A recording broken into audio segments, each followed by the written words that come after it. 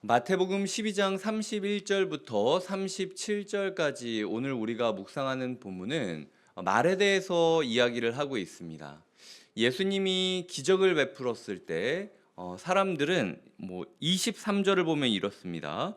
무리가 다 놀라 이르되 이는 다윗의 자손이 아니냐 하니, 다윗의 후손, 다윗의 왕가를 계승하고 새롭게 세울 그 진정한 리더가 예수 그리스도가 아니냐, 무리들은 그렇게 이야기한 반면에 성경에 대해서 가장 잘 알만한 사람들인 바리새인들은 듣고 이르되 이 사람은 귀신의 왕 바알세불을 힘입지 않고는 귀신을 쫓아내지 못하느니라 라고 했던 그 말 때문에 예수님께서 지금 이야기를 하고 있는 겁니다.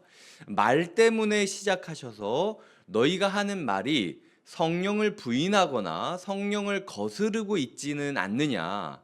이 말을 보면은 사람이 누군지를 알 수 있다. 열매를 보면 나무가 무엇인지 알 수 있듯이, 그런데 너희의 말하는 꼬라지를 보니까, 소위 말해서 꼬라지를 보니까 너희가 귀신이구나라고 이야기를 하고 계시는 거예요. 그러면서 심판 날에 너희는 한 말 때문에, 그리고 너희도 알지 못하게 한 말들 때문에 심판을 받을 것이다 라고 말에 대해서 이야기를 하는 겁니다. 여기까지는 그냥 다 이해할 수 있습니다. 그래서 오늘 하루 말 조심해야겠다, 그리고 내가 알지 못하는 때에 혹시 말하고 있는 게 무엇인지 한번 잘 점검해 보아야겠다 라고 생각하시는 것도 굉장히 건강한 묵상법 중 하나예요. 그런데 제가 말씀을 묵상하면서 조금 의아했던 지점이 있습니다. 그건 바로 34절이에요. 독사의 자식들아, 너희는 악하니 어떻게 선한 말을 할 수 있느냐? 이는 마음에 가득한 것을 입으로 말함이라. 당시 유대인들에게 있어서 독사, 뱀이라는 것은요, 세상에서 가장 싫어하는 동물입니다. 요즘은 그 사람한테 개라고 부르는 것도 개가 아깝다라고 이야기하는 사람이 많잖아요. 독사를 어떤 동물로 비유해야 될지 모를 정도로 고민이 됩니다. 예수님께서 한 구절 전까지 뭐라고 하셨냐면 열매로 나무를 안다라고 얘기했는데, 예수님의 지금 열매가 뭡니까? 이 새끼 저 새끼 하고 있는 거예요. 그러니까 사람들이 이 말을 들었을 때 뭐라고 생각을 하겠습니까? 자기는 앞뒤가 이렇게 다르냐? 남한테 대해서는 그 말로 그 사람이 누군지, 열매로 그 나무가 무엇인지 안다고 해놓고 바로 자기는 쌍욕을 이렇게 박아버리니, 그러니까 너도 봐봐, 이게 우리가 말하는 게 맞다니까, 저게 무슨 메시아냐라고 이야기할 법한 일이 지금 이 구절 가운데 들어가 있다라는 거죠. 예수님이 왜 이 타이밍에 왜 이 말을 했을까라는 게 오늘 새벽에 제가 묵상하면서 제일 고민됐던 말씀이었어요. 그래서 이걸 몇 가지로 제 마음에, 제 삶에 좀 적용을 해보는 시간을 가졌습니다. 먼저 저의 삶 가운데 도대체 바리새인들은 뭐가 싫길래 예수님이 이렇게 불편하지? 라는 생각이 들었습니다. 사람들을 낫게 해주는 거는 나쁜 게 아니잖아요. 그리고 바른 교훈을 가르치고 권위를 갖고 있다라는 게 그게 그렇게 큰 문제입니까? 이 바리새인들은 자신들의 영역을 침범당한다라고 느꼈던 겁니다. 내가 권위를 갖고 있어야 되고, 내가 말하는 게 종교적인 권위, 힘을 가지고 있어야 되고, 내가 사람들을 위해 기도해주고 사람들을 돌봐주는 게 그건 내 일이다. 소위 말해서 영역을 뺏겼다라는 마음을 가지고 있었기 때문에 예수님의 모습을 고지고대로 받아들이지 못하고 억한 마음을 가지고 있다라는 사실을 생각하게 되었습니다. 그리고 그것이 혼자만 그런 생각을 했다면 사람들은 다 괜찮은데 나만 이상한 게 뭐가 문제 있나 생각을 할 텐데, 꼭 똑같이 그런 얘기를 하는 사람끼리 모여서 수근수근거리면서 뒤에서 뒷담화를 하고 작당모의를 하니까 결국은 본인들이 예수를 죽이려고 하는 사람들이 되었다라는 사실도 알지 못하는 지경까지 이르게 되었다라는 것이죠. 이 사실을 우리에게 적용하면 우리의 삶 가운데 예수 그리스도를 부인하고 인정하지 않는 이유가 무엇인가? 우리는 예수 그리스도의 권위를 인정하지 않기 때문이고 내 삶을 내가 주관하려고 하기 때문에 내가 할 수 있는 내 영역을 뺏겼다라고 생각을 하는 거예요. 예수 그리스도의 말씀 앞에 따라야 되고 예수 그리스도의 행하심에 집중해야 되는데 그거는 내가 결정할 거지 주님은 그냥 도와만 달라고 그리고 나를 감동시키면 내가 따르든지 말든지 하겠다라는 식으로 너무 고자세로 서 있었기 때문에 예수님이 어떤 기적을 해도 받아들일 준비가 안 돼 있었다라는 거죠. 우리의 신앙생활 가운데 우리가 이렇게 고자세, 평가자의 자세로 예수님을 평가하고 있지는 않나 돌아보셨으면 좋겠습니다. 주님, 제가 이 새벽에 여기까지 와서 이 말씀을 듣고 있습니다. 그러면 주님 저를 감동시켜 봐 주세요. 제가 이 정도 노력했으니까 주님도 좀 성의를 보이셔야 되는 거 아닙니까? 주님이 성의를 보이셔서 내 마음이 조금 뭉클하거나 내 기도 가운데 집에서 기도할 때는 얻지 못했던 깨달음이 있거나 아니면은 내 기도 가운데 실제적인 변화가 있다면 그럼 제가 주님을 믿어볼게요. 근데 그런 게 아니라 주님께서 내 삶 가운데 뭐 내가 알지 못하는 일을 하고 당황스럽게 나를 이리 갔다 저리 갔다 하실 거라면 저는 조금 그거 불편합니다. 라고 최종 결정권을 바리새인들은 자기의 삶, 자기의 틀, 자기 사람들과의 교제에 가지고 있었기 때문에 예수 그리스도께서는 나의 삶을 존중하지 않았고 그리고 나의 틀을 인정하지 않았고 나의 사람들과 어울리지 않았다라는 거예요. 자기가 최우선으로 되어 있는 사람은 예수님이 눈앞에 있어도 예수님을 알아보지 못한다. 오히려 예수님을 귀신의 왕이라고 적극적으로 부인하는 지경까지 이른다라는 생각을 해보게 되고요. 그렇기 때문에 우리가 오늘 말씀을 묵상하고 하루를 살아가는데 나 중심적인 하루를 살아가고 있다면 이것을 회개해야겠구나라는 생각을 먼저 하게 되었습니다. 두 번째로는요, 예수님께서 싸우고 계시다라는 거예요. 아까 34절에 독사의 자식들아라고 충격 요법을 쓰신 이유가 무엇입니까? 예수님은 지금 명확하게 이야기하고 있는 거예요. 선을 넘었다, 너희가.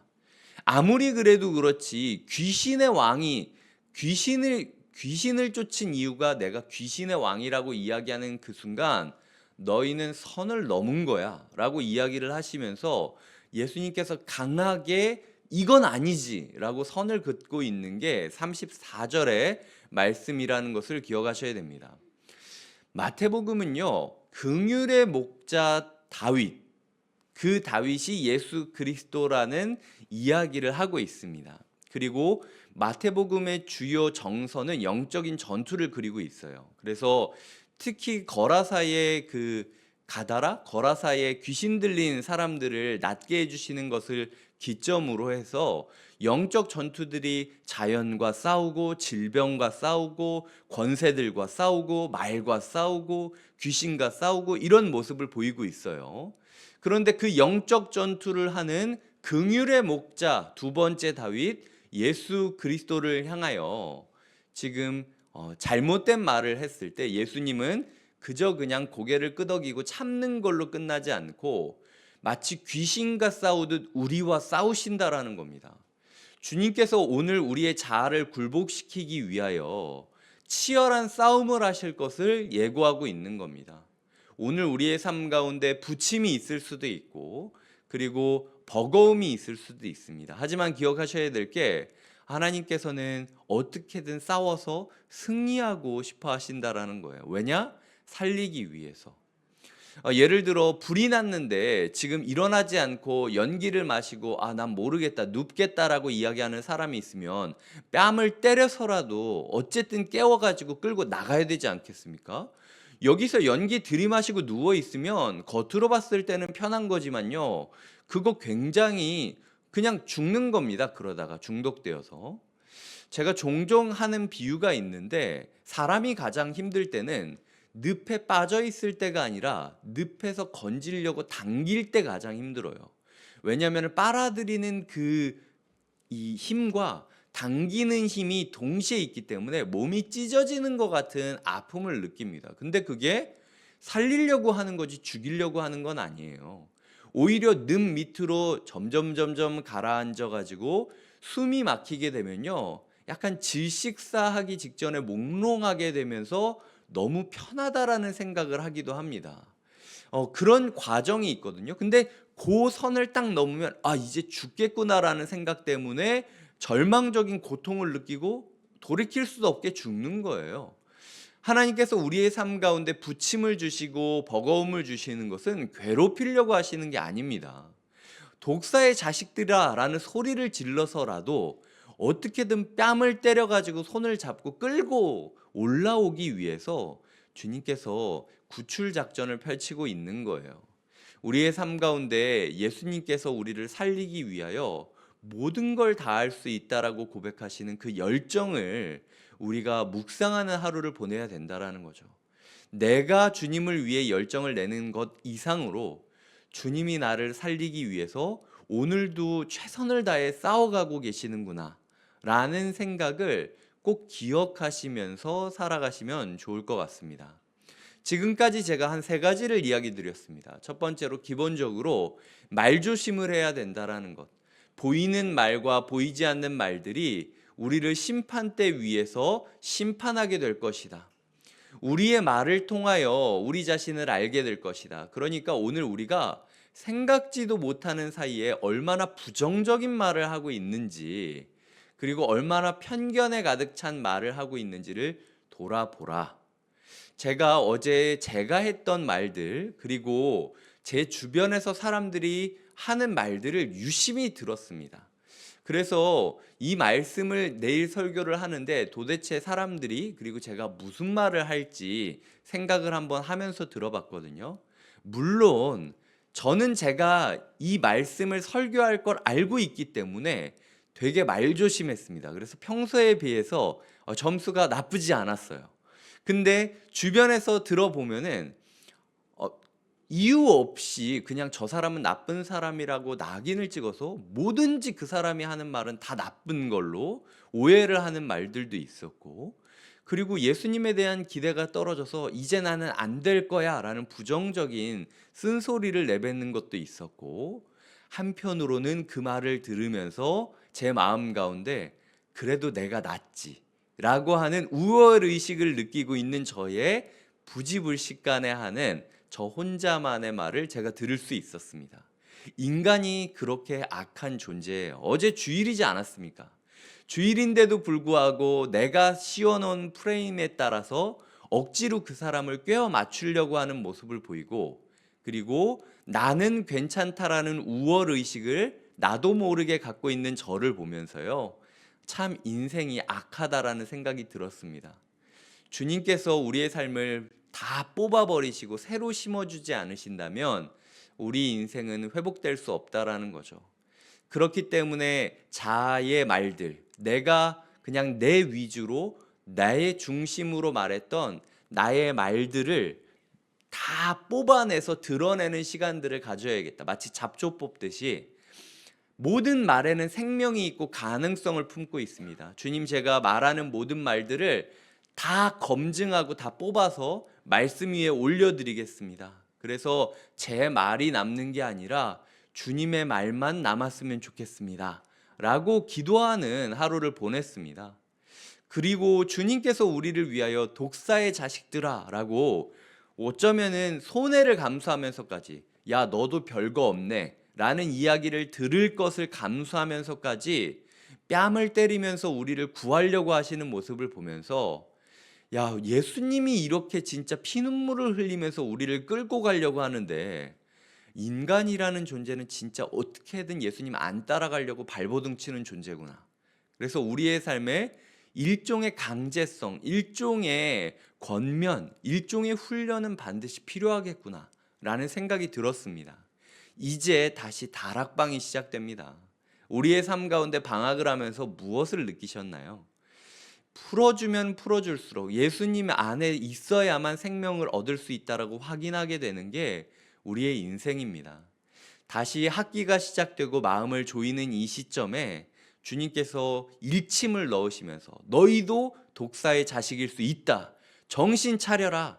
바리새인으로서 너희가 평생 동안 종교적인 일을 했지만 너희가 순장이고 너희가 다락방 식구고 너희가 교회 오래 다녔고 너희가 어디 출신이지만 너희도 독사의 자식일 수 있다. 그러니까 내 말을 듣고 나를 따르지 않으면 모두 그렇게 될 수 있는 거야 라고 이야기하는 주님의 음성을 우리가 들어야 한다라는 것이죠. 말씀을 맺겠습니다. 마태복음은 제가 새로운 출애굽이라 라고도 이야기를 드린 적이 있어요. 출애굽 백성이 뭐 때문에 죽었습니까? 말 때문에 죽었습니다. 그들이 꿍시렁 거리는 그 말이 자기도 모르게 반란으로 이어지는 게 민수기 11장부터 마지막까지 이야기예요. 우리의 삶에 이 말의 씨앗을 잘못 던지지 않으셨으면 좋겠어요. 가까운 사람에게부터 사랑의 말을 전하시고 말을 하기 전에 항상 이게 사단의 말인지 독사의 말인지 예수님의 말인지 누구의 말인지를 점검하면서 말의 씨앗을 던지셨으면 좋겠습니다. 던진 씨앗이 자라 열매를 맺을 때 우리는 우리가 누군지를 확인하게 될 것입니다. 기도하시겠습니다. 하나님 아버지 감사드립니다. 우리가 어떤 말을 하고 살아가고 있는지 돌아보게 하여 주시고 우리의 삶 가운데 우리에게 일침을 놓으시는 예수 그리스도의 말씀의 싸움, 영적인 싸움을 기억하며 오늘 하루 우리가 뺨을 맞아서라도 주님을 따르겠다라고 다짐을 하며 마음을 다지는 시간이 되게 하여 주시옵소서. 인생이 참 악합니다. 우리는 괜찮다라고 생각을 하고 이제 종교 지도자 바리새인까지 됐으면 이제 내가 성경을 잘하는 거 아닌가 생각을 하지만 사실 예수님을 부인하고 내 입장으로 성경을 생각하고 내 입장으로 성경을 이야기하고 있는 우리의 모습을 발견하게 되었습니다. 하나님, 우리의 생각을 내려놓게 하여 주시고 우리의 틀을 부수게 하여 주시고 우리의 어울림을 내려놓고 주님을 따르게 하여 주시옵소서. 하나님께서 말씀하시는 것을 곧이곧대로 믿고 따를 때에 반드시 우리의 삶에 회복의 역사가 있을 것을 신뢰하고 소망하며 예수님의 이름으로 기도드립니다. 아멘.